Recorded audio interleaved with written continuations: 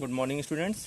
आज हम लोग पढ़ेंगे ट्रांसफार्मर के बारे में। ट्रांसफार्मर क्या होता है, ट्रांसफार्मर कंस्ट्रक्शन क्या होता है और यह किस प्रिंसिपल पे काम करता है, ट्रांसफार्मर के कितने पार्ट्स होते हैं और इससे रिलेटेड जितने सारे क्वेश्चंस होंगे आज हम लोग उसके बारे में डिस्कस करेंगे। ठीक है, तो फर्स्ट ट्रांसफार्मर के कौन से प्रिंसिपल पे काम करता है इसके बारे में हम लोग डिस्कस करेंगे।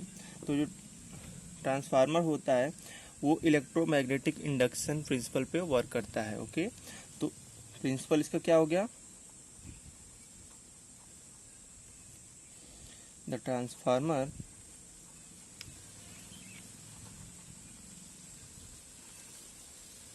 works on the principle of electromagnetic induction। Okay, तो हम लोगों का प्रिंसिपल, ट्रांसफार्मर का प्रिंसिपल क्या हो गया, transformer works on the principle of electromagnetic induction. Okay, अब हम लोग इसके बारे में, इसका वो डिफिनीशन क्या होता है, ट्रांसफार्मर का डिफिनीशन क्या होता है, इसके बारे में हम लोग डिस्कस करेंगे। ओके, तो देखो ट्रांसफार्मर क्या होता है, एक स्टैटिक डिवाइस होता है which is use to transfer the electrical energy. हम लोग इसका उपयोग करते हैं इलेक्ट्रिकल एनर्जी को ट्रांसफ़र करने के लिए एक सर्किट से दूसरे सर्किट में। ओके, मतलब ये एक मतलब कि इसका उपयोग होता है इलेक्ट्रिकल एनर्जी को ट्रांसफ़र करना from one circuit to another circuit. Okay, तो इसको हम लोग लिखेंगे, इसका डिफिनीशन क्या होता है, इसका definition of transformer. Okay, the transformer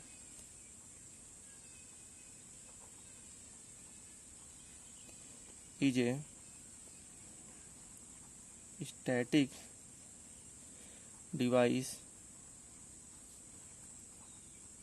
which is used to transfer the electrical energy from one circuit to another circuit, that is primary circuit to secondary circuit। Okay, so अब हम लोग बात करेंगे इसके कंस्ट्रक्शन के बारे में। ट्रांसफार्मर का कंस्ट्रक्शन क्या होता है, तो हम लोग यहाँ लिखेंगे construction of transformer। okay, so it consists of mainly two parts, both are static, winding और दूसरा होगा कोर। ओके, तो इसमें क्या होता है, ट्रांसफार्मर में मेनली इसके दो पार्ट होते हैं, एक होता है कोर और एक होता है वाइंडिंग।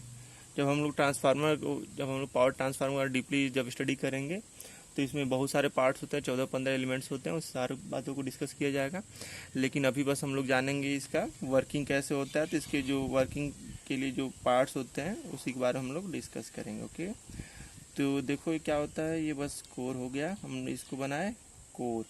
इसको हम लोग समझने के लिए एक हम लोग कोर बना लिए, जो होता है हमारा सिलिकॉन स्टील का ये कोर बना होता है, जो एकदम पतली पतली क्या कहते हैं पत्तियों में होता है, जो लेमिनेटेड होता है, लेमिनेशन होता है एडी करंट को कम करने के लिए। ओके, और पतली पतली स्ट्रिप इसलिए बनाया जाता है जिससे हमारा हिस्टैरिसीस लॉस कम हो के। तो ट्रांसफार्मर का ये कोर हो जाता है और इस पर हम लोग क्या करते हैं, वाइंडिंग कर देते हैं। वाइंडिंग इस पर हम लोग प्राइमरी वाइंडिंग इसको करेंगे ऐसे, फिर आउटपुट निकला, और ऐसे ही एक सेकेंडरी वाइंडिंग। ओके, ये हो गया हमारा सेकेंडरी वाइंडिंग। इसमें हम लोग वोल्टेज अप्लाई करेंगे V इनपुट इसके क्रॉस, यहाँ से V आउट, जो हम लोग को आउट होगा। ये I इनपुट करंट हो गया, IO मतलब आउटपुट करंट, IE मतलब इनपुट करंट, IA कर दिया हम। इसको हम लोग N1 से डिनोट करेंगे और इसको N2 से, मतलब N1 क्या है, number of turns in primary winding and N2 is number of turns in to secondary winding. इसको हम लोग V1, इसको V2। ओके, तो हम लोग इसको डिनोट करेंगे N1 N2 V1 V2। तो देखो इसका क्या होता है, वर्किंग कैसे होता है। जब हम लोग इसको हम लोग क्या कहते हैं, ट्रांसफार्मर का भी हम लोग पढ़ा डेफिनेशन क्या होता है। Transformer is static device which is use to transfer the electrical energy from one circuit to another circuit. Okay, तो हम लोग क्या, ये दो सर्किट हो गया, ये प्राइमरी सर्किट और ये सेकेंडरी सर्किट। मतलब हम लोग इसमें का जो इलेक्ट्रिकल एनर्जी हम लोग इसमें ट्रांसफ़र करेंगे विदाउट एनी इलेक्ट्रिकल कनेक्शन। इसमें देखो प्राइमरी वाइंडिंग है ये और ये है सेकेंडरी वाइंडिंग। इन दोनों में कोई भी इलेक्ट्रिकल कनेक्शन नहीं है, इलेक्ट्रिकली कनेक्टेड नहीं है ये दोनों सर्किट। ये दोनों सर्किट कनेक्टेड है कैसे, मैग्नेटिकली मतलब ये क्या है, ये जो कोर है इससे कनेक्टेड है। जब इसमें हम लोग करंट फ्लो करेंगे तो यहाँ पे ईएमएफ प्रोड्यूस होगा, जिसकी वजह से यहाँ पे जब क्या कहते हैं मैग्नेटिक फील्ड प्रोड्यूस होगा। और वो मैग्नेटिक फील्ड जो होगा इसके सेकेंडरी वाले जो वाइंडिंग का जो क्या कहते हैं कंडक्टर है उसको कट करेगा, जिससे इसमें भी ईएमएफ प्रोड्यूस होगा।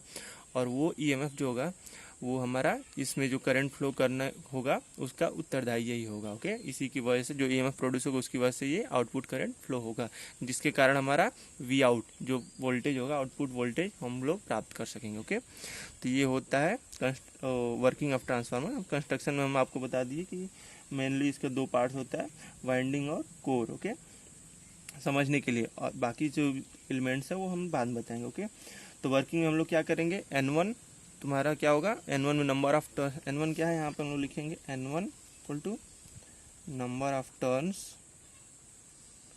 इन प्राइमरी वाइंडिंग। ओके, और N2 क्या है, number of turns in secondary winding. Okay, N1 क्या हो गया, number of turns in primary winding, N2 क्या है, number of turns in secondary winding. V1 क्या है, प्राइमरी वोल्टेज, और V2 क्या है, सेकेंडरी वोल्टेज। ओके, V1 क्या है, प्राइमरी वोल्टेज मतलब प्राइमरी वाइंडिंग का वोल्टेज, और V2 सेकेंडरी वाइंडिंग का वोल्टेज। ठीक है, I1 को हम लोग इसको डिनोट कर देंगे, इसको I2 से। ओके, समझने में ज़्यादा आसानी होगी। I1 क्या है, input current that is primary current, I2 output current that is secondary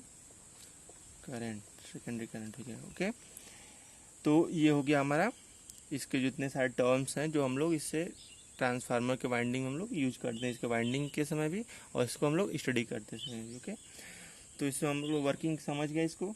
इसमें हाँ एक चीज़ और इसमें बहुत ही इंपॉर्टेंट बताना हम भूल गए, इसमें हम लोग क्या कहते हैं, ट्रांसफार्मर का उपयोग क्या होता है। Transformer is static device which is use to transfer the electrical energy from one circuit to another circuit. मतलब इसका जो वोल्टेज लेवल होगा हम लोग चेंज करेंगे from one circuit to another circuit. मतलब जो प्राइमरी वोल्टेज होगा वो या तो सेकेंडरी से कम होगा या तो अधिक होगा। हम लोग जब स्टेप अप करेंगे तो प्राइमरी वोल्टेज सेकेंडरी से कम होगा, और स्टेप डाउन करेंगे तो प्राइमरी वोल्टेज सेकेंडरी वोल्टेज से अधिक होगा। ओके, उसके बाद हम लोग बात करते हैं इसमें सबसे इम्पोर्टेंट कि जब हम लोग इसमें पावर का ट्रांसफ़र करते हैं, मतलब इलेक्ट्रिकल एनर्जी का ट्रांसफ़र करते हैं from one circuit to another circuit, तो इसमें फ्रीक्वेंसी का कोई चेंज नहीं होता। फ्रीक्वेंसी जो प्राइमरी में होगी वही सेकेंडरी में भी होगी। तो यहाँ पे हम लोग क्या एक और पॉइंट बढ़ा देंगे, विदाउट चेंज इन फ्रीक्वेंसी। मतलब इससे क्या मतलब निकल के आ रहा है, फ्रीक्वेंसी कांस्टेंट होता है। ओके, फ्रीक्वेंसी में कोई भी चेंजेज नहीं होगा, ट्रांसफार्मर फ्रीक्वेंसी बदलने का काम नहीं करता है। ओके, ये अपने दिमाग में नोट कर लेंगे हम लोग। ठीक है, अब आते हैं हम लोग, अगला टर्म है ट्रांसफॉर्मेशन रेशियो। ट्रांसफॉर्मेशन रेशियो क्या होता है, ट्रांसफॉर्मेशन रेशियो किससे हम लोग इसको डिनोट करते हैं। तो ट्रांसफॉर्मेशन रेशियो जो होता है, ट्रांसफॉर्मेशन रेशियो उसको हम लोग किससे डिनोट करते हैं, के से। ठीक है, के से।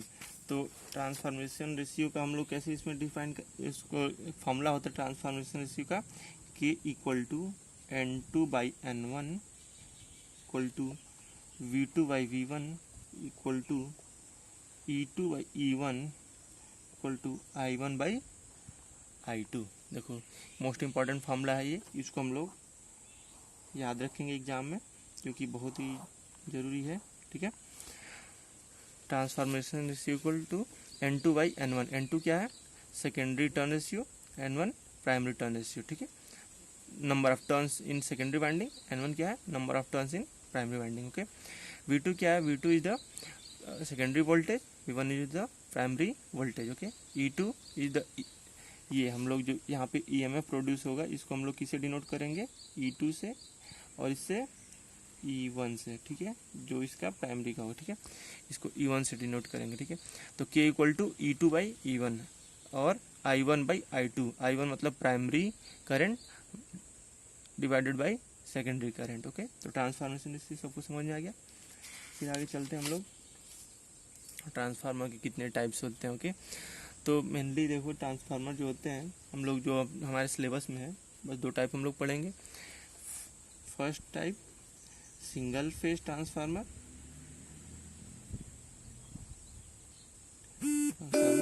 और दूसरा 3 फेज ट्रांसफार्मर। देखो सिंगल फेज ट्रांसफार्मर और 3 phase transformer. Single phase transformer क्या होता है? वह ट्रांसफार्मर जो सिंगल फेज पे काम करता है, मतलब वर्क करता है, इसको हम लोग सिंगल फेज ट्रांसफार्मर कहते हैं। मतलब इसका जो हम लोग जो वोल्टेज लेवल चेंज करेंगे उसकी सप्लाई क्या होगा? सिंगल फेज का होगा। ओके, और 3 फेज सप्लाई, वह ट्रांसफार्मर जो 3 फेज सप्लाई पे कार्य करता है उसको हम लोग 3 फेज ट्रांसफार्मर कहते हैं। ओके, तो इसके बारे में हम लोग डिटेल में पढ़ेंगे अगले क्लास में। ठीक है, तब तक के लिए जो भी हम पढ़ाएं इसके बारे में आप लोग पढ़िए और इसका नोट्स बनाइए और एग्ज़ाम के लिए प्रिपरेशन कीजिए। ओके, बाकी का जो भी आगे से है उसको सिलेबस में पूरा पढ़ाया जाएगा। अगला क्लास में हम लोग क्या पढ़ेंगे?